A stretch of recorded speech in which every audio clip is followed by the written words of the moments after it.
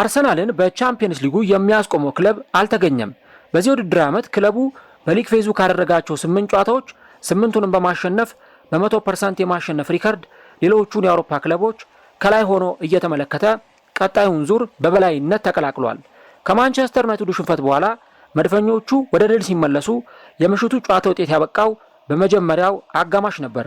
ከጉዳት የተመለሰው ካይ ሃቨርትዝ አንድ ጎል በማስቆጠር አሲስት ያደረገ ሲሆን ድንቅ ብቃቱንም በምሽቱ ጨዋታ ላይ አሳይቷል። የተናፈቀው የካይ ሃቨርትዝ እና የቪክተር ዮኬሬስ ጥምረትም ፍሬ አፍርቶ ታይቷል። ቪክተር ዮኬሬስ ከኢንተር ሚላኑ ጨዋታ በኋላ ከእንደገና በቻምፒየንስ ሊጉ ግብ ያስቆጠረ ሲሆን ማርቲኔሊም ግብ ማስቆጠሩን ተከትሎ የቴሪ ኦንሪን ሪከርድ ለመስበር ተቃርቧል። ጨዋታው እንዴት ነበር?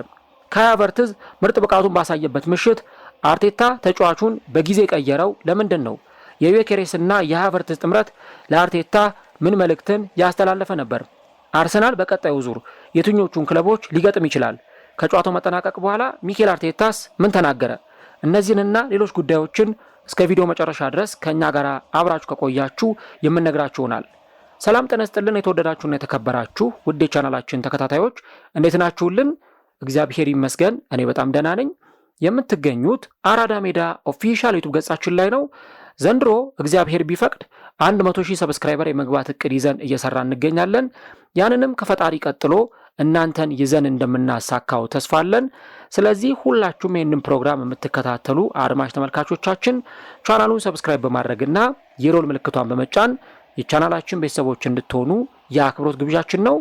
እንዲሁም ደግሞ የዩቲዩብ አልጎሪዝም ፕሮግራሙን ለሌሎች የእግር ኳስ ተመልካቾችና ለአዳዲስ ሰብስክራይበሮች ለማድረስና ፕሮግራሙን ቫይራል እንዲወጣ ለማድረግ የሁላችሁንም ላይክ ማድረግ ይፈልጋል። ስለዚህም ይህ ፕሮግራም ቢያንስ በትንሹ 700 ላይክ እንዲኖረው እንፈልጋለን። ለእናንተ የ3 ሰከንድ ስራ ነው። ፕሮግራሙን ላይክ በማድረግ ጀምሩት። የአራዳ ሜዳ ኮሜንታተር ተስፋ ወርቅ ሉልሰገድ አብሬያችሁ ቆይታ አድርጋለሁ።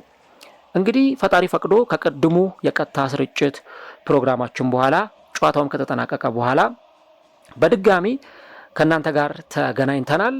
የአርሰናልና የካይራት አልማቲን የቻምፒየንስ ሊግ ጨዋታን በተመለከተ የድህረ ጨዋታ ዳሰሳዬን ወደ እናንተ የማቀርብላችሁ ይሆናል ማለት ነው። ግን ጨዋታው እንዴት ነበር? ጨዋታውን እንዴት አያችሁት? የአርሰናልስ ፐርፎርማንስ በጠበቃችሁትና ይሆናል ብላችሁ ባሰባችሁበት መንገድ ነበር ወይ የቀጠለው? እስቲ እነዚህም በተመለከተ ኮሜንት ላይ የገባችሁ ሀሳቦቻችሁን ልታጋሩን ትችላላችሁ። እንግዲህ ይህ ጨዋታ በተለይም እንደኔ ግምት ከሆነ ወይም ደግሞ እንደኔ ግምት ከነበረ በዚህ ጨዋታ ላይ አርቴታ ሙሉ ተጫዋቾቹን ያሳርፋል ወይም ደግሞ 11ዱንም ተጫዋቾች አሳርፎ ወደ ሜዳ ይገባል የሚል እምነት ነበረኝ። ምክንያቱም የተጫዋቾች መዳከም፣ የተጫዋቾችን መዛል እየተመለከትን ነው በተጫዋቾች በኩል። ስለዚህ ያንን የተጫዋቾችን መዳከም አቮይድ ለማድረግ አርቴታ በደንብ ስኳዱን ሮቴት አድርጎ ተጫዋቾቹን ከግብ ጠባቂ እስከ አጥቂ ድረስ ማሳረፍ የሚገባውን ተጫዋቾች እያሳረፈ ሌሎቹን ተጫዋቾች ደግሞ የቋሚነት እድል ይሰጣል የሚል ቅድመ ግምት ነበረኝ። ያው ግምቴ 67% ተሳክቷል ማለት ይቻላል ከተወሰኑ ተጫዋቾች በስተቀረ። እንግዲህ በዚህ ጨዋታ ላይ ኬፓ በቋሚነት ጀምሯል። ቤን ዋይት፣ ሞስኩዌራ እንዲሁ ደግሞ ሉዊስ ስኬሊ እና ሪካርዶ ካላፊዮሪ በቋሚነት የጀመሩ ተጫዋቾች ናቸው። ያው በዚህ ጨዋታ ላይ እንግዲህ የተከላካይ መስመሩን በተለይ ደግሞ በሴንተር ባክ ቦታ ላይ ለዚህ ተጫዋች ነበር የመጀመሪያ ኃላፊነቱን የሰጠው ለሪካርዶ ካላፊዮሪ ከጉዳት መልስ በዚህ ጨዋታ ላይ ለመጀመሪያ ጊዜ ሲጫወት ተመልክተነዋል።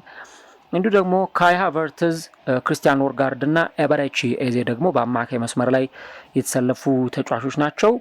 ኖኒ ማድዌኬ እንዲሁ ደግሞ ማርቲኔሊ እና ቪክተር ዮኬሬስ ደግሞ የቋሚ 11 ላይ የተሰለፉ ተጫዋቾች ናቸው። እንደኔ ግምት ተጫዋቹ በተለይም ደግሞ ቪክተር ዮኬሬስ ተጣዋቂ ወንበር ላይ ተቀምጦ በሱ ምትክ ደግሞ ካይ ሃቨርትዝ ወደ ሜዳ ይገባል የሚል ግምት ነበረኝ። ነገር ግን አርቴታ ካይ ሃቨርትዝን ልክ ለአርሰናል እንደፈረመ ይጫወትበት በነበረው የሌፍት 8 ቁጥር ቦታ ላይ በማጫወት ቪክተር ዮኬሬስን ደግሞ በቋሚነት አሰልፏል ማለት ነው።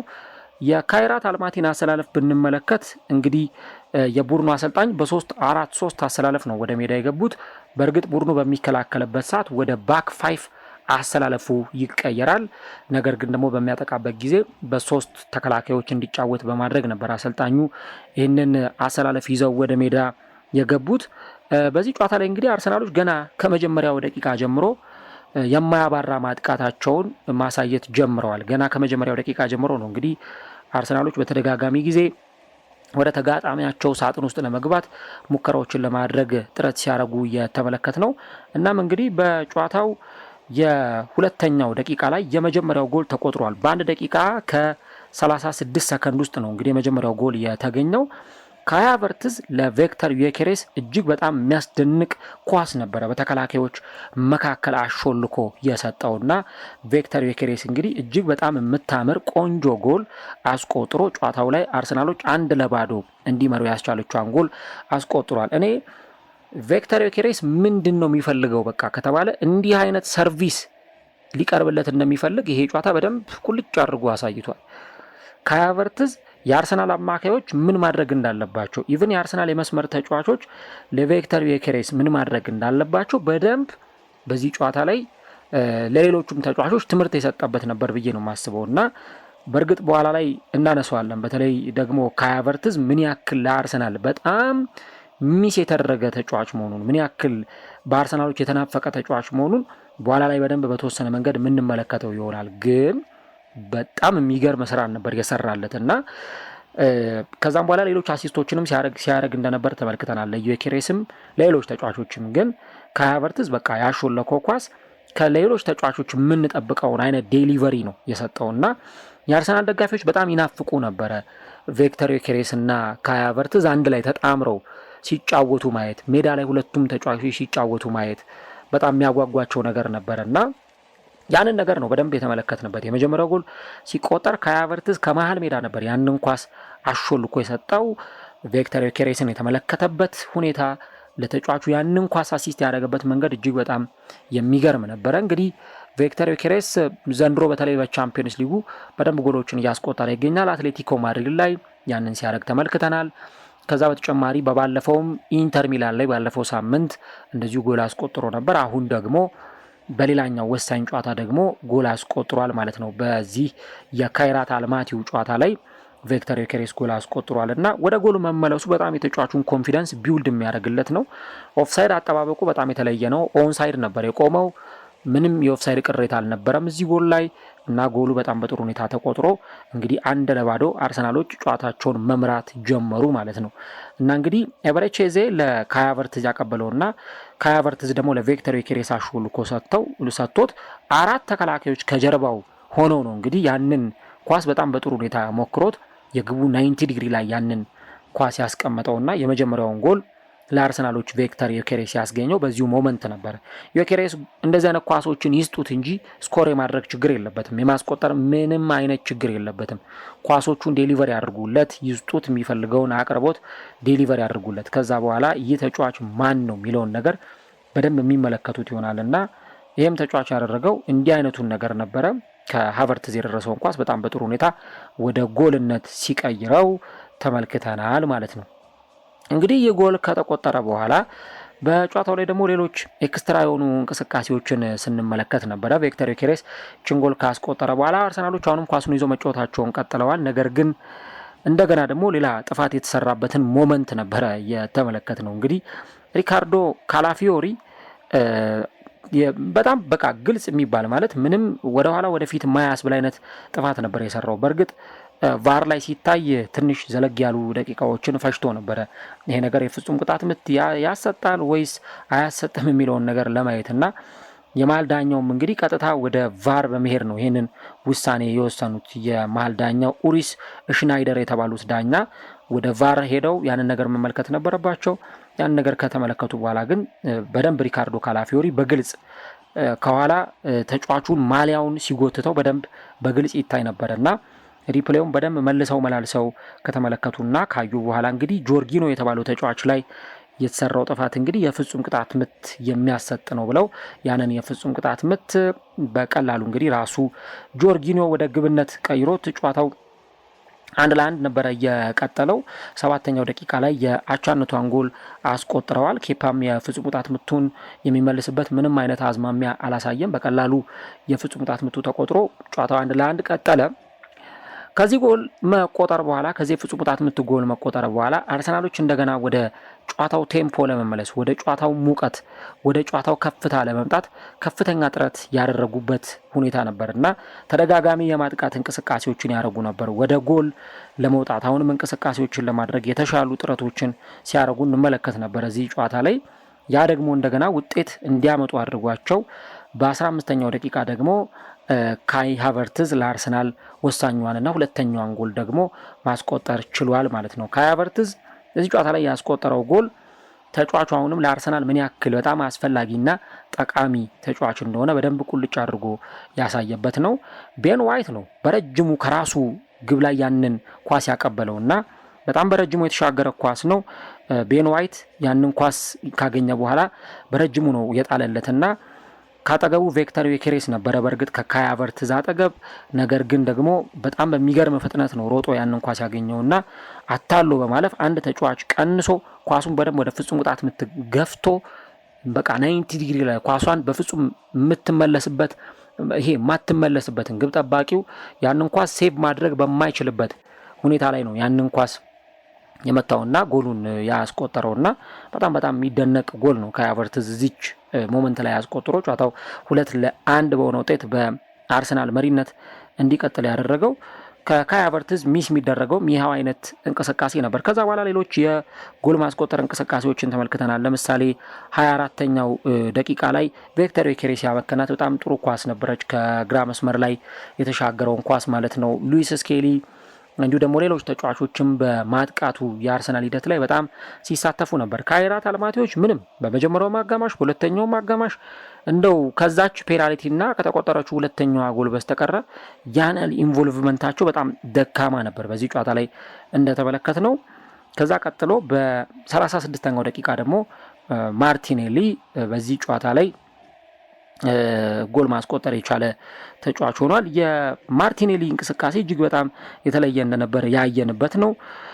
ከዚህ በተጨማሪ ግን በጣም ደግሞ ጥሩ በሆነ ሁኔታ ካይ ሃቨርትዝ ቆንጆ ኳስ አቀብሎታል። በእርግጥ አንዳንድ ቦታዎች ላይ ስመለከት አሲስት ያደረገለት ዮኬሬስ ነው የሚሉ ነገሮችን ስናይ ነበረ። ያው ምናልባት ላስት ተች ወይም ደግሞ አንድ ኳስ ያንን ልክ ካይ ሃቨርትዝ ማይነስ ያደረገለትን ኳስ ነክቶታል የሚል አይነት አርጊውመንት ነበረ ሲቀመጥ የነበረው። ግን ኳሱን በደንብ በስነ ስርዓት ያቀበለው ካይ ሃቨርትዝ ነውና ካይ ሃቨርትዝ አሁንም ከመስመር ላይ የተነሳውን ኳስ በጣም በጥሩ ሁኔታ ነበር ያቀበለው። እናም ደግሞ የማርቲኔሊ ማጨራረስ ተመልክተናልና እንግዲህ በቻምፒየንስ ሊግ ጨዋታዎች ላይ ጎል ማስቆጠር የሚቀናው ተጫዋች እንደዚሁ ሶስተኛዋን ጎል አስቆጥሮ ጨዋታው 3-1 በሆነ ውጤት ለአርሰናሎች እንዲቀጥል አድርጓል። አርሰናሎች ብዙም ሴሌብሬት ያደረጉበትም አልነበረም። ምክንያቱም ኦልሬዲ ጨዋታውን ቀድሞ የገደሉት ነገር ነው፣ የሚያውቁት ውጤት ነው የተመዘገበው፣ ማለፋቸውን ኦልሬዲ ቀድሞ አረጋግጧልና ያን ያክል ብዙም አስቸጋሪ ነገር አልነበረም። ሁለተኛው አጋማሽ ላይ ግን አርሰናሎች በጣም ቀለል ብሎ የተጫወቱበት በቃ ይሄ ልምምድ የመስራት ያህል በጣም ኢንጆይ ሲያደርጉት የነበረው ጨዋታ ነበር እንጂ ያን ያክል አስቸጋሪ አልነበረም። ማርቲኔሊ ከአንዴም ሁለት ጊዜ ትራይቬላ ኳሶችን ለማቀበል ሲሞክር ተመልክተናል። በአርቴታ በኩል ደግሞ የተጫዋች ቅያሬዎች ነበሩ። በተለይም በዚህ ጨዋታ ላይ እንደተመለከት ነው ወሳኝ የሚባሉ ተጫዋቾቹን ወደ ሜዳ አሰልጣኙ ሲያስገባ ተመልክተናል። የቡድኑ አምበል የሆነው ማርቲን ኦዴጋርድ በዚህ ጨዋታ ላይ ወደ ሜዳ ተቀይሮ የገባ ተጫዋች ነው። ኦዴጋርድ ከገባ በኋላ ሁለት ጊዜ በግንባሩ ገጭቶ ኳሶችን ለመሞከር ጥረት አድርጎ ነበር። ነገር ግን ሁለቱንም ኳሶች ግብ ጠባቂው ነበር በጣም በጥሩ ሁኔታ የተቆጣጠረው። ከዛ ባለፈ ደግሞ እንደዚሁ ወጣቱ ተጫዋች ባይሊ ጆሴፍ እና ደግሞ ጋብሪኤል ሄሱስ ወደ ሜዳ ገብተዋል። አይፌ ኢብራሂም ደግሞ ወደ ሜዳ የገባ ሌላኛው የአርሰናል ታዳጊ ተጫዋች ነው። ጋብሪኤል ሄሱስ ተቀይሮ ከገባ በኋላ ጥሩ ጎል አስቆጥሮ ነበር። ከግብ ጠባቂው ፊት ተገናኝቶ ጥሩ እድሎችንም አግኝቶ ነበር። ነገር ግን ያንን ያስቆጠረው ጎል ተሽሮበት ጨዋታው እንግዲህ በአርሰናል 3-2 አሸናፊነት ተጠናቋል። አርሰናል ላይ ሁለተኛ ጎል ተቆጥሯል። 94ኛው ደቂቃ ላይ ሪካርዲኒሆ ቺን ሁለተኛዋን ጎል በ94ኛው ደቂቃ ላይ አስቆጥሯል እና ከግራ መስመር ላይ የተነሳ ኳስ ነው እንግዲህ ወደ ግብነት የተቀየረው። አርሰናሎች እንዳገኙት የግብ ዕድል እንደፈጠሩት የግብ ዕድል ቢሆን በጣም ብዙ ጎል ማስቆጠሩ ሊችሉ ነበር። ምክንያቱም 66% ኳስ ተቆጣጥረዋል። ካይራት አልማቲዎች 34% ብቻ ነው ኳስ የተቆጣጠሩት። ከዚህ በተጨማሪ ደግሞ አርሰናሎች በጨዋታው ላይ 11 የማዕዘን ምቶችን ሲያገኙ ካይራት አልማቲዎች ምንም የማዕዘን ምት አላገኙም። አርሰናሎች 25 ሙከራ ሞክረው ከ25ቱ ደግሞ 11ዱ ኢላማውን የጠበቀ ሙከራ ነበር በአርሰናሎች በኩል። ካይራት አልማቲዎች 4 ሞክረው ከ4ቱ 2ቱ ብቻ ነበር ኢላማውን የጠበቀው። ኬፓ ብዙም አልተፈተነም። ስፔሻሊ ሁለተኛው አጋማሽ ላይ ጭራሹም ሁሉ አልተመለከትነውም። ነገር ግን የካይራት አልማቲው ግብ ጠባቂ ደግሞ ወደ 4 የሚጠጉ ኳሶችን መልሷል።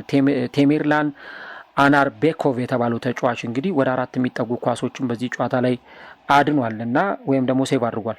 7 ኳሶችን ያዳነ ግብ ጠባቂ ነው። እንግዲህ ሁለተኛዋ ጎል ስትቆጠር በግራ መስመር ላይ የተሻገረ ኳስ ነው እያልኳችሁ ነበር እና ያንን ኳስ የአርሰናል ተጫዋቾች ኮንትሮል ማድረግ አልቻሉም። ተጫዋቹ በግንባር ገጭቶ ነው ጎሏን ያስቆጠረው። ያው ለካይራት አልማቲዎች በጣም ደስተኛ ነበሩ። የመጀመሪያውም ጎል ሲቆጠር ካያችሁ ደስታቸውን ሲገልጹ ነበር። ሁለተኛውም ጎል ሲቆጠር ደጋፊዎቹም ተጫዋቾቹም ሰለብሬት ሲያደርጉ ነበር እና ያው ኢንጆይ ነው የሚያደርጉት ይህንን ሞመንት። ምክንያቱም ቻምፒየንስ ሊግ ሲሳተፉ ዘንድሮ የመጀመሪያ ጊዜያቸው ነው። ከዚህ በተጨማሪ የሚገጥሙት ደግሞ አርሰናልን ነው እና ምንም የሚያጡት ነገር የለም። ኦልሬዲ መውደቃቸው ተረጋግጧል።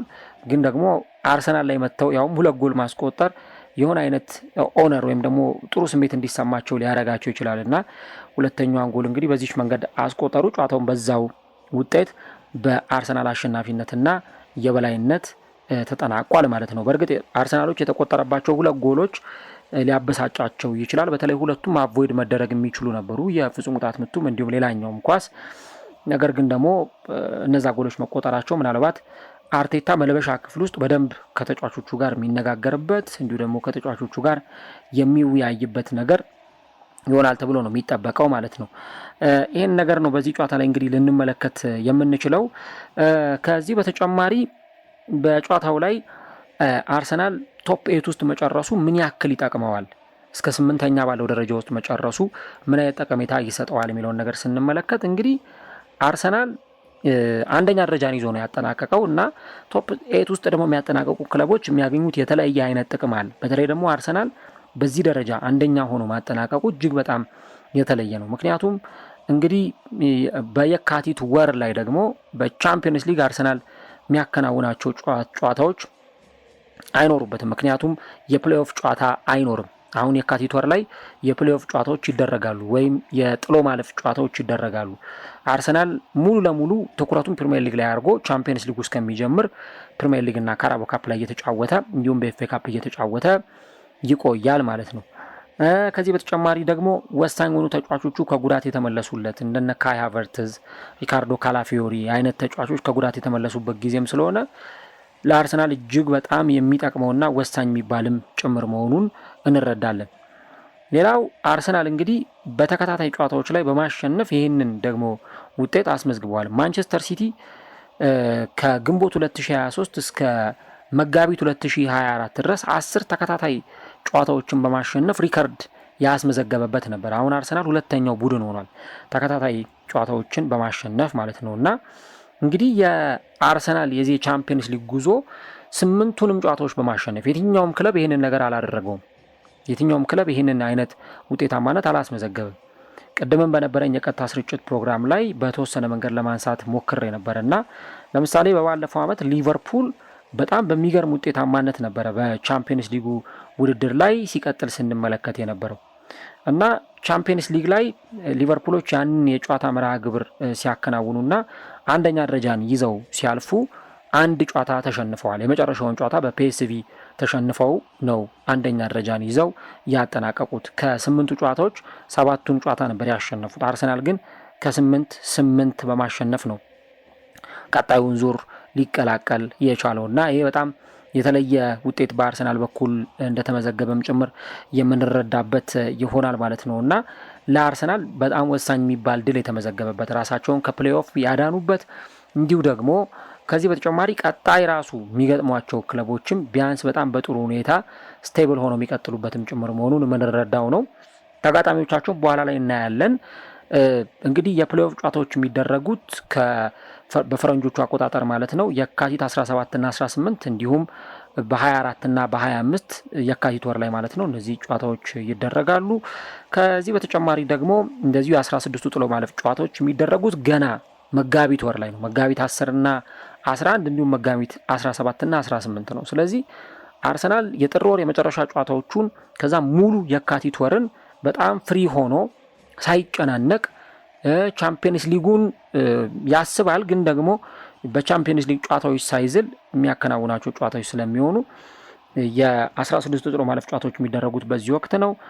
ከዛ በኋላ ኳርተር ፋይናል ወይም ደግሞ የሩብ ፍጻሜ ጨዋታዎች ከሚያዝያ 7 እና 8 እስከ ሚያዝያ 14 እና 15 ድረስ የሚካሄዱ ነው የሚሆነው።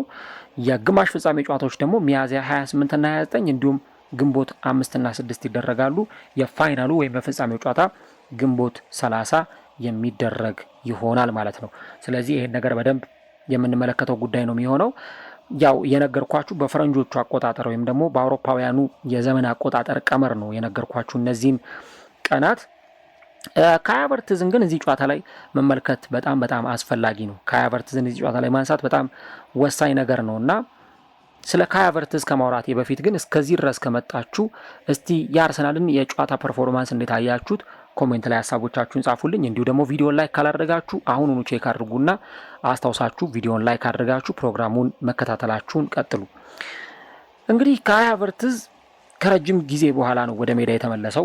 የዩናይትዱ ጨዋታ ላይ ከተጎዳ በኋላ በእርግጥ በአንዳንድ ጨዋታዎች ላይ ተቀይሮ እየገባ ወደ ሜዳ ሲጫወት ስንመለከተው ነበር። ግን ጥቂት ደቂቃዎችን ነው ሲጫወት ያየ ነው እና እኔ መጀመሪያ ላይ እንደውም ጥያቄ ፈጥሮብኝ ነበር። ለምን አርቴታ በግራ መስመር ላይ ያሰለፈው፣ ለምን ፊት መስመር ላይ አያሰልፈውም እያልኩ ስል ነበር እና ግን በጣም በሚገርም ሁኔታ ከ357 ቀናት በኋላ ነው እንግዲህ ተጫዋቹ በኮምፒቴቲቭ ጨዋታዎች ላይ በእንዲህ አይነት ጨዋታ በቋሚነት ሲጀምር የተመለከት ነው። ኦልሞስት እንግዲህ ለአንድ ዓመት የሚጠጋ ጊዜ ልትሉ ትችላላችሁ። 357 ማለት ለአንድ ዓመት 8 ቀን የቀረው እንደማለት ነው እና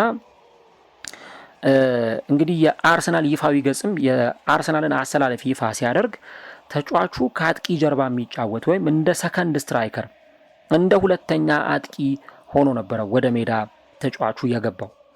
ግን ሜዳ ላይ ከገባ በኋላ ካይ ሃቨርትዝ ደግሞ ያሳየው እንቅስቃሴ እጅግ በጣም የተለየ ነው። ቪክተር ዮኬሬስ ኦቪየስ ነው 9 ቁጥር ላይ ነው የሚጫወተው፣ ሜን ስትራይከር ወይም ደግሞ ዋና አጥቂ የምትሉት ተጫዋች ነው። ነገር ግን ደግሞ ከሱ ጀርባ የተሰለፈው ማን ነው ብላችሁ ስትሉ ይህንን ተጫዋች ደግሞ እናገኛለን እና የቪክተር ዮኬሬስን እና የሃቨርትዝን ጥምረት ለመመልከት የመጀመሪያዎቹን 20-30 ሰከንዶች መመልከት በጣም በቂ ነበር። ኢቨን ኤበረቼዜ ራሱ በዛ ልክ በጣም ተነቃቅቶ ሲጫወት ተመልክተናል። ብዙ ጊዜ እንግዲህ በዘንድሮ የውድድር ዓመት በተለይ አንድ ቡካዮ ሳካ የሚወቀስበት፣ ሌሎቹም ተጫዋቾች እንደነ ማርቲኔሊ እንዲሁ ደግሞ ኦደጋርድ የመሳሰሉ ተጫዋቾች የሚወቀሱት ቪክተር ዮኬሬስን አይመለከቱትም። ቪክተር ዮኬሬስ ከተከላካይ ጀርባ ይሮጣል፣ ስፔሶችን ይይዛል፣ በትከሻው ተጫዋቾቹን ይጠራቸዋል። ቦታ ይዤላችኋለሁ፣ ኳሱን ብቻ ልቀቁልኝ፣ ኳሱን ብቻ ፓስ አድርጉልኝ የሚል ምልክትን ይሰጣቸዋል። የሰውነት ቋንቋው ያንን ነው የሚነግረው። ነገር ግን ተጫዋቹን አይመለከቱትም ወይ አይሰጡትም ኳሱን እና ተጫዋቹን በጣም እየነፈጉት ነው ኳስ የሚያስብል አይነት ብዙ አይነት ጥያቄ ይነሳ ነበር። ታውቃላችሁ እናንተም ይህንን ነገር ብዙ ጊዜ ስናወራው ነበር።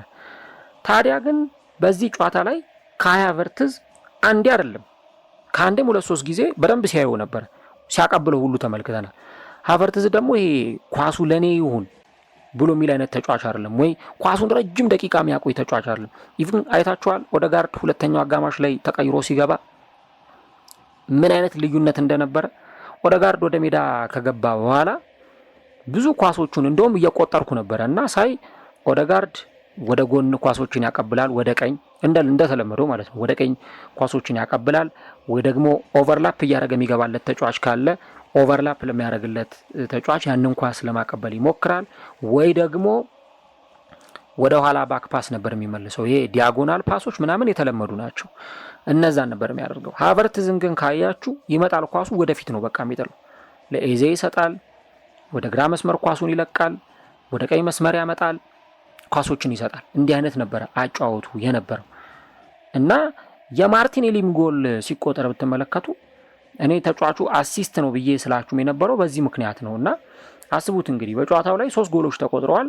በ3ቱም ጎሎች ላይ ተሳትፎ ነበረው ወይም ቀጥተኛ ተሳትፎ ነበረው። አሲስት በማድረግ በሰከንድ አሲስት እንዲሁ ደግሞ ጎልም በማስቆጠር ወደ አርሰናል ከመጣ በኋላ ያለውን ካይ ሃቨርትዝ ብትመለከቱ በትክክል እንዲህ አይነቱ ካይ ሃቨርትዝ በቃ ጎል ላይ ምንም አይነት ርህራሄ የማይኖረው በተለይ እንደዚህ አይነት የግብ ዕድሎችን ካገኘ በአግባቡ የሚጠቀም እና ደግሞ ተጫዋቾችን በደንብ የሚያጫውት ተጫዋች ነው። እኔ በተለይ በባለፈው ዓመት አርሰናል በፒኤስጂ በቻምፒየንስ ሊግ የመልሱ ጨዋታ ተሸንፎ ከውድድሩ ሲሰናበት ካይ ሃቨርትዝ በኖረ ብዬ ነበር ያሰብኩት። ለምን ካይ ሃቨርትዝ ቢኖር ኖሮ በእርግጠኝነት ያንን የፒኤስጂን የመከላከል ቀጠና አንኖክ ማድረግ ይችሉ ነበር እና ካይ ሃቨርትዝ በጣም የአርሰናል ደጋፊዎችም የምር የናፈቁት ተጫዋች ነበር። በቃ በዚህ ስብስብ ውስጥ የምርም ሊያዩት የሚፈልጉት በጣም የቡድኑ አስፈላጊም ተጫዋች ነው እና ያው ብዙ ደጋፊዎች በእርግጥ ሲተቹት ነበረ።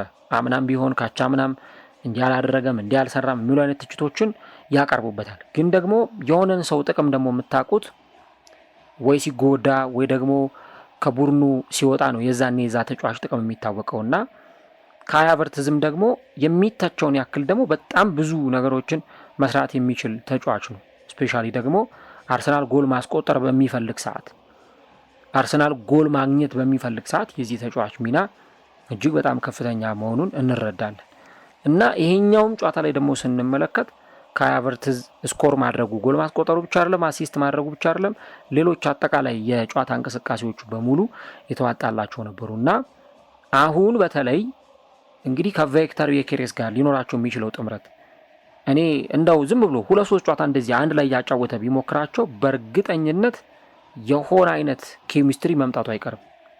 በቃ የሆነ ሚታይ በጣም በቃ ሚታይ ስቴትመንት የሆነ ለውጥ ነው የሚኖረው እና አስቡት ካይ ሃቨርትዝ እንግዲህ ለምን ያህል ጊዜ ነው ከሜዳ ርቆ የመጣው? ግን ከጉዳት የመጣም አይመስልም። ሆነን ለመናገር ከጉዳት የተመለሰም አይመስልም።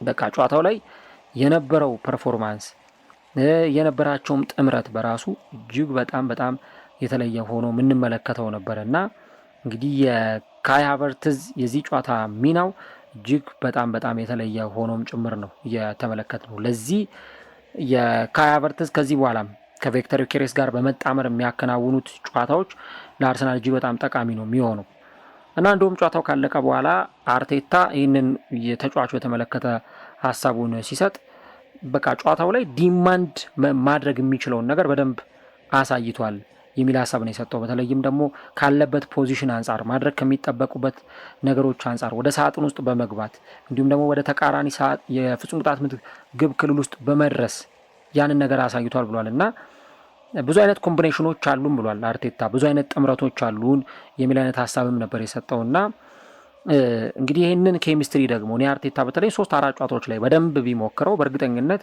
የሆነ አይነት ውጤታማ የሚያደርገው ነገር ሊኖር እንደሚችል እጠብቃለሁ። ያንን ነገር በደንብ ተጫዋቹ ሜዳ ላይ አስመልክቶናል። ካይ ሃቨርትዝ አርሰናል ይህንን ተጫዋች ባለማግኘቱ ወይም በዚህ ተጫዋች መጎዳት ምክንያት ምን ነበር ሲያጣ የነበረው? ምን ነበር በእነዚህ ተጫዋቾች አለመኖር ምክንያት ሚስ ሲያደርግ የነበረው እና አሁን ደግሞ ምን አይነት ጥቅም ነው እያገኛሉ የሚለውን ስትመለከቱት እንግዲህ ገና በአንድ ጨዋታ ምናልባት ተጋጣሚው በጣም ደከም ያለ ቡድን ስለሆነ ሌሎች ደግሞ ጠንከር ያሉ ጨዋታዎች ላይ ይህንን ተጫዋች መመልከት ይኖርብናል። ፕሪሚየር ሊግ ላይ እንዲሁ ደግሞ ቀጣይ ሳምንት በሚደረገው የካራቦ ካፕ ጨዋታ ላይ እነዛን በደንብ እንመለከታለን። ግን ተወደደም ተጠላም ደግሞ ከዚህ ልጅ የሜዳ ላይ ፐርፎርማንስ አርሰናል ብዙ ጥቅም እንደሚያገኝ በካይ ሃቨርትዝ መኖር ደግሞ አርሰናል ብዙ ጥቅም የሚያገኝ መሆኑንም ጭምር በደንብ የምንረዳበት ነው እና እንግዲህ ይህ የጨዋታ መርሃ ግብር የካይ ሃቨርትዝን አስገራሚ ብቃት ደግሞ የተመለከትንበት አርሰናሎች እንኳንም ይህ ተጫዋች ወደ ሜዳ ተመለሰልን። ምክንያቱም አርሰናል በኦፕን ፕሌይ ጎል የማስቆጠር ብዙ ጥያቄ የሚነሳበት ቡድን ነው። በቃ የቆመ ኳስ ጥገኛ ነው፣ የማዕዘን ምቶች ጥገኛ ነው ይባላል እና አርቴታ የዚህን የኦፕን ፕሌይ የግብ ዕድል ፈጠራዎችን በደንብ አጥብቆ የሚፈልግ ከሆነ ካይ ሃቨርትዝን ከዮኬሬስ ጋር ቢያጣምር አንዱ በጣም የተሻለው ጎል ለማስቆጠር ጥሩ ዕድል የሚፈጥርለት ይህ ነገር ሊሆን ይችላል ማለት ነው። ስለዚህ ዛሬ ለቪክተር ዮኬሬስ አሲስት ያደረግለት የተመለከትነው ያንን ነው እና 45 ደቂቃ ነው ሜዳ ላይ የቆየው። ግን 45 ደቂቃ ሜዳ ላይ ቆይቶ የጨዋታው ማን ኦፍ ዘ ማች ወይም ደግሞ ኮከብ ተብሎ ተመርጧል።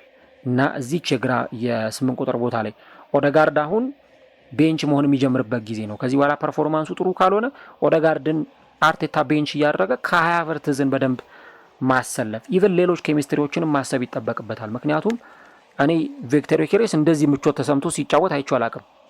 ወደ አርሰናል ከመጣ ለመጀመሪያ ጊዜ እንግዲህ በ30 ምናምን ጨዋታ ውስጥ ቪክተር ዮኬሬስ በጣም ምቾት ተሰምቶ ሲጫወት ያየሁት አሁን በዚህ ምሽት ላይ ነው። ቅድም እንዳልኳችሁ ተጋጣሚው ካይራት አለማቲ መሆኑ አይደለም፣ ማንም ይሁን ተጋጣሚው ግን በቃ እንደዚህ በነፃነት እያንዳንዱን ኳስ እየተቀበለ ከካይ ሃቨርትዝ እሱም ለካይ ሃቨርትዝ ኳስ ለመስጠት እየሞከረ ሲጫወት ነበር እና የምፈልገው ሰው መጣልኝ የሚል አይነት ስሜት ያለው ይመስላል። በቃ በደንብ ዴሊቨር የሚያደርግለት የሚሰጠው የሚመለከተው ተጫዋች የመጣለት ይመስላል እና ያንን ነው የምንመለከተው። እንግዲህ አርሰናሎች በዚህ ጨዋታ ላይ ምን አይነት ኮንፊደንስ ነበራቸው፣ ከዛ ሽንፈታቸው በኋላ እንዴት ወደዚህ ጨዋታ ደግሞ መጡ የሚለውን ነገር ስናይ እንግዲህ ያ የባለፈው የ3-2 ሽንፈት ብዙ መልእክቶችን ለአርሰናል ያስተላለፈ ነበር። አርቴታም እንግዲህ ከዛ በኋላ በነበረው ጋዜጣዊ መግለጫ ላይ ሲናገር በቃ እያንዳንዱን ሞመንት ኢንጆይ እንዲያደርጉት እንፈልጋለን ደጋፊዎች፣ እኛም ኢንጆይ እያደረግን ነው፣ በቃ እያንዳንዱን ሞመንት እያጣጣምን ነው መሄድ የምንፈልገው የሚል ሀሳብ ሲሰጥ ነበር። የሚመር ከሆነም መራራነቱን የሚጣፍጥም ከሆነ ደግሞ ደስታውን እያጣጣሙ መቀጠል እንደሚፈልጉ ነበር አርቴታ የተናገረውና እንግዲህ አሁን በዚህ በጣም ትልቅ በሚባለው የአውሮፓ ቻምፒየንስ ሊግ መድረክ ካይራት አልማቲን ገጥሞ አርሰናል ደግሞ ሲያሸንፍ በጣም የሚያዝናና ጨዋታ ደግሞ የተመለከትንበት ነው። ማዱዌኬ ለማጥቃት በጣም ከፍተኛ ጥረት ሲያደርግ ነበር፣ ሙከራዎችን ሲያደርግ እንደነበር ተመልክተናል። እንዲሁ ደግሞ ኤበሬቼዜም የሜዳ ላይ ፐርፎርማንሱ ከሞላ ጎደል ጥሩ የምትሉት አይነት ነበር። እንዲሁ ደግሞ በግራው መስመር ላይ የማይልስ ሉዊስ ስኬሊ እና የማርቲኔሊ ደግሞ ኳሱን በደንብ ፍሰት ባለው መንገድ ነው ሲጫወቱ የነበሩት። ክሪስቲያን ኖርጋርድም መሀል ሜዳውን በደንብ ተቆጣጥሮታል እና አርቴታ በጣም ግልጽ ነው ሌሎቹን ተጫዋቾች አለማስገባቱ፣ ቡካዮ ሳካን፣ ዙብሜንዲን፣ ሌሎች ተጫዋቾችን አለማስገባቱ በደንብ እረፍት እንዲያገኙም ጭምር እድል የሚሰጥ ነው። እንግዲህ በዚህ በቻምፒየንስ ሊጉ ካይራት አልማቲ ማለት በጣም ደካማው ቡድን ነው። በቃ ዘወረስት የምትሉት መጥፎ የምትሉት ቡድን ነው። ምክንያቱም እስካሁን 1 ነጥብ ብቻ ነው ያስመዘገበው እና በዚህ ጨዋታ ላይም በአርሰናል ሊሸነፍ እንደሚችል ግልጽ ነው። እንደውም አርሰናል በሰፊ የጎል ልዩነት ሊያሸንፈው የሚችለው ጨዋታ እንደነበር ነው ሁላችንም ስንገምት የነበረው። 5-6 ጎል በዚህ ጨዋታ ላይ ይቆጠራል የሚል ግምት ነበረ እና አርሰናል ግን ያው እኔ ቀድሜ ገና እኔ እንግዲህ 6ኛው ሳምንት ምናምን ላይ ነው አርሰናል አንደኛ ሆኖ እንደሚያልፍ ስናገር የነበረው እና በትክክል ያንንም የተመለከትንበት ነው። እንግዲህ አርሰናል በዚህ ውጤቱን አስጠብቆ ከ8 ጨዋታ 8ቱንም አሸንፎ ቀጣዩን ዙር ተቀላቅሏል። እንግዲህ አርሰናል ቀጣይ ከማ ጋር ሊጫወት ይችላል፣ ከየትኛው ቡድን ጋር ፖሲብሊ ሊደርሰው ይችላል የሚለውን ነገር ስንመለከት አርሰናል ከ4 ቡድኖች ጋር ሊደርሰው ይችላል። እንግዲህ ፖሲብሊ ማለት ነው ከ4 ተጋጣሚዎች ጋር ሊደርሰው ነው የሚችለው። እነዚህ 4 ቡድኖች የትኞቹ ናቸው የሚለውን ስንመለከት የጀርመኑ ክለብ ባየር ሌቨርኩሰን ከአርሰናል ጋር ሊጫወት ይችላል ወይም ሊደለደል ይችላል።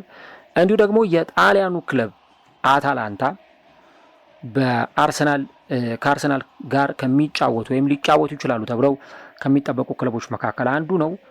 ሌላኛው የጀርመኑ ክለብ ቦሩሲያ ዶርትመንድ እንደዚሁ ከአርሰናል ጋር ሊጫወት የሚችል ሌላኛው ፖሲብል የሆነው ተጋጣሚ ነው። እንዲሁ ደግሞ የግሪኩ ክለብ ኦሎምፒያኮስ ከአርሰናል ጋር ሊጫወት የሚችል ክለብ ነው። ለምሳሌ የሌሎቹን ክለቦች ብትመለከቱ ለምሳሌ ማንቸስተር ሲቲ ከሪያል ማድሪድ፣ ከኢንተር ሚላን፣ ከቦዶ ግሊምት ወይ ከቤኔፊካ ጋር በ16ቱ ጥሎ ማለፍ ሊጫወት ይችላል። ሪያል ማድሪድ በጣም ከባድ ተጋጣሚ ነው። ሊቨርፑል ከክለብ ብሩዥ፣ ከጋላታ ሳራይ፣ ከዩቬንቱስ ወይ ከአትሌቲኮ ማድሪድ ጋር ሊጫወት ይችላል። ቶተንሃም ከክለብ ብሩዥ፣ ከአትሌቲኮ ማድሪድ፣ ከጋላታ ሳራይ፣ ከዩቬንቱስ ጋር እንደዚሁ ሊጫወት የሚችልበት እድል ይኖራል እና ያው የእንግሊዝ ክለቦች በጣም በጥሩ ውጤት ነው ያለፉት። ግን አርሰናል ደግሞ እንግዲህ ይህንን ወሳኝ የሆነውን የጨዋታ መርሃ ግብር ካሸነፈ በኋላ ከነዚህ ተጋጣሚዎች ጋር ሊጫወት የሚችልበት ፖሲቢሊቲ ወይም እድል አለ ማለት ነው እና እንግዲህ ዋናው ነገር ደግሞ ትልቁ ነገር ይህኛው የጨዋታ መርሃ ግብር አርሰናል ያሸነፈበትና 100% የማሸነፍ ሪከርዱን ያስቀጠለበት መሆኑ ለአርሰናል የበለጠ በራስ መተማመንን የሚጨምርላቸው ነው የሚሆነው። እንግዲህ ከአራቱም ቡድኖች ጋር ከየትኛውም ቡድን ጋር ይድረሰው አርሰናል የመጀመሪያ ጨዋታውን የሚያከናውነው ከሜዳው ውጪ ነው። አሁን አርሰናል አንደኛ ሆኖ ማለፉ ጥሩ የሚሰጠው አድቫንቴጅ ምንድን ነው? ጨዋታዎቹን የሚያከናውነው እስከ ግማሽ ፍጻሜው ድረስ እስከ ግማሽ ፍጻሜ ድረስ መድረስ ከቻለ በዚሁ መንገድ ነው የሚቀጥለው። የመጀመሪያውን ከሜዳው ውጭ ይጫወታል፣ ሁለተኛውን ደግሞ በሜዳው ይጫወታል ማለት ነው። ስለዚህ ጨዋታዎቹ ማድረጉን የሚቀጥለው በእንዲህ አይነቱ መንገድ ነው። ስለዚህ አሁንም ከሜዳው ውጭ ነው የመጀመሪያ ጨዋታውን ሊያደርግ የሚችለውና ይሄ ለአርሰናል በጣም ጥሩ የሚባል ነገር ይመስለኛል።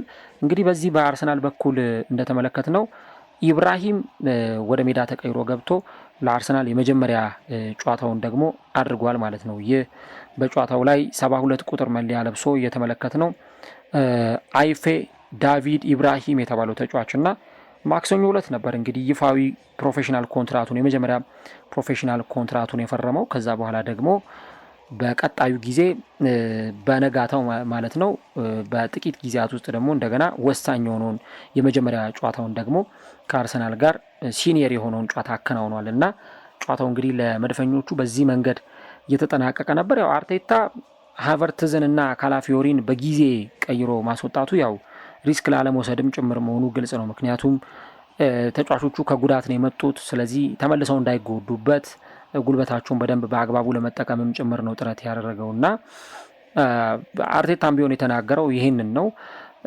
በቃ በጣም ፖዘቲቭ የሆነ ነገር በቡድን ውስጥ የሚጨምር ይሄ አዎንታዊ የሆኑ ነገሮችን የሚጨምር ተጫዋች ነው እና ደግሞ በሁሉም ቦታዎች ላይ መጫወት ይችላል ብሏል። በቃ ሂ ካን ፕሌይ ኢን ኦል ፖዚሽንስ የሚል ሀሳብ ነው የሰጠውና በቀኝ በግራ የአጥቂ አማካይ የ9 ቁጥር ቦታ ላይ መጫወት ይችላል የሚል ሀሳብን ሰጥቷል። ስለዚህ የዚህ ተጫዋች መመለስ በጣም እንደሚጠቅመው ነው አርቴታ የተናገረው። ከዛ ውጪ ካይ ሃቨርትዝ ለፕሪሚየር ሊጉ ጨዋታ ዝግጁ ነው ወይ የሚል ጥያቄ ቀርቦለት ነበር። አዎ ደህና ነው፣ የኛም እቅድ ይሄ ነውና 45 ደቂቃ ሜዳ ላይ አጫውተነዋል።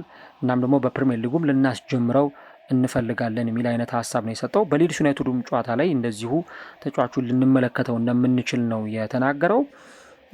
ከዛ በተጨማሪ ግን በተለይ ደግሞ ጨዋታውን የማሸነፉን ጉዳይም በተመለከተ እንዲሁም ደግሞ በሊግ ፌዙ ከ8 ጨዋታ ማሸነፍ እንዳኮራቸው አርቴታ ተናግሯል። በዚህ ጨዋታ በጣም ኮርቻለሁ፣ በተጫዋቾቼ በጣም ኮርቻለሁ እና ይህን በጣም ከባድ ነው። 8ቱንም ጨዋታዎች በዚህ መንገድ ማሸነፍ እጅግ በጣም አስቸጋሪ ነው። ነገር ግን ያንን ነገር ተወጥተነዋል የሚል ሀሳብም ነው የሰጠው። በተቆጠሩብን 2 ጎሎች በጣም ተበሳጭተናል ብሏል። ዊ ዌር ዲስአፖይንትድ የሚል ሀሳብ ነው የሰጠው። ነገር ግን ደግሞ የመጀመሪያውን የጨዋታውን የሊግ ፌዙን በዚህ መንገድ ማጠናቀቃችን በጣም የሚያስደስት ነገር ነው የሚል ሀሳብ አሰልጣኙ ሰጥቷል። ለማንኛውም እንግዲህ ቅድም እንዳልኩት ካይ ሃቨርትዝ የጨዋታው ኮከብ በመባል ተመርጧል። እንዲሁ ደግሞ ቪክተር ዮኬሬስም ጨዋታው ካበቃ በኋላ ጎል በማስቆጠሬና ቡድኔን በመርዳቴ በጣም ደስተኛ ነኝ የሚል ሀሳብም ጭምር ነው የሰጠው። በጥሩ መንገድ ነው የጀመርነው። እንደውም በጨዋታው ላይ ፔናልቲ መሰጠቱንም ጭምር አንስቷል እና በጣም ቆንጆ ጎሎችን አስቆጥረናል፣ ጥሩ የግብ ዕድሎችንም ፈጠረን ነበር የሚል ሀሳብም ጭምር ነው የሰጠው እና ደግሞ ጎል ማስቆጠርም የተለየ በጣም ፖዘቲቭ የሆነ ኢነርጂ በተጫዋቾች በኩል እንደሚፈጥር እና የካይ ሃቨርትዝ መመለስ ደግሞ በጣም እንዳስደሰተውም ጭምር ተናግሯል። 45 ደቂቃ ብቻ ነው የተጫወተው፣ ነገር ግን በጣም ጥሩ ደቂቃዎችን አሳልፏል የሚል ሀሳብ ነው ያነሳው። የአትሌቲኮ ማድሪዱ ጨዋታ በጣም ጥሩ ነበር፣ የኢንተር ሚላኑን ጨዋታ በጣም አሪፍ ነበር ብሏል። ያው ጎል ያስቆጠረባቸውን ጨዋታዎች በመጥቀስ እንግዲህ ጎል በማስቆጠሩና ቡድኑን በዚህ ረገድ በመርዳቱ በጣም መደሰቱንም ጭምር ነው የተናገረው። እንግዲህ አርሰናል ወደ ቀጣዩ ዙር ተሻግሯል። ቀደም ሲል ከጠቀስናቸው ቡድኖች ከየትኛው ቡድን ጋር ቢጫወት ትመርጣላችሁ? ወይም ከየትኛው ቡድን ጋር ቢጫወት አርሰናል የተሻለ ነው ብላችሁ ታስባላችሁ? ኮሜንት ላይ የገባችሁ ሀሳቦቻችሁን ጻፉልን። አርሰናል ካይራት አልማቲን የካዛኪስታኑን ክለብ 3-2 አሸንፎ ከ8 ጨዋታዎችን በማሸነፍ ቀጣዩን ዙር ተቀላቅሏል። ቀጣዩ የቤት ስራ ደግሞ ከሜዳ ውጭ አርሰናል በኤላንድ ሮድ በ24ኛ ሳምንት የእንግሊዝ ፕሪሚየር ሊግ ሊድስ ዩናይትድን የሚገጥም ይሆናል። ቀጣይ ትኩረት ወደ ሊድስ ዩናይትድ አርሰናሎች ትኩረታቸውን የሚያደርጉ ይሆናል ማለት ነው።